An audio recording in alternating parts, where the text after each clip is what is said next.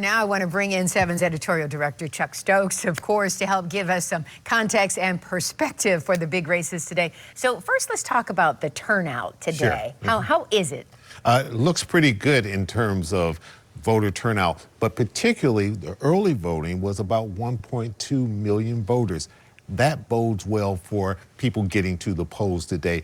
Couple that with the major national attention that we had, that tends to help people say, okay, Michigan's important, let me get out, exercise my right to vote. Speaking of the national attention, Michigan has become sort of a testing ground for the future of the Democratic Party. So, in the U.S. Senate race with Stevens versus El Sayed, progressive versus moderate, what message does tonight's winner send nationally? Well, it depends on who wins. If Dr. El Sayed wins, it says within the Democratic Party that a younger generation, an outsider, a progressive, is gaining control of the party, and that's the message they want to send to the party establishments. If Haley Stevens wins, then it says sort of the old school, we're holding on to the mantle that we've had for a long time. She's had the endorsement of Governor Whitmer, both of the U.S. Senators, Stabenow, who left and retired, and of course Gary Peters, who's about to retire. So it's a real battle within the Democratic Party in terms of what the future is going to be. We'll wait and see what happens. The governor's race is a biggie as well.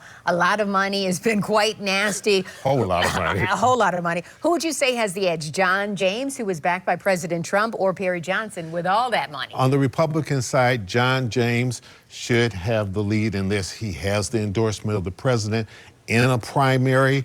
That it bodes very, very well. You want the president's endorsement because you're talking about the fringes right now and the heart and soul of the MAGA party.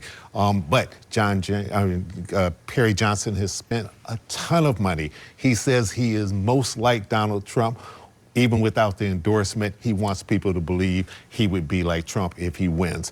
If he wins, it's sort of a battle between money or the president's endorsement. Which one is going to be the real power here? We'll see what pans out. On the Democratic side, Jocelyn Benson was considered the favorite against Chris Swanson. Has that been able to hold? Yeah, it looks like she should be fine in running, and it didn't turn out to be a really nasty race the way we had on the other side.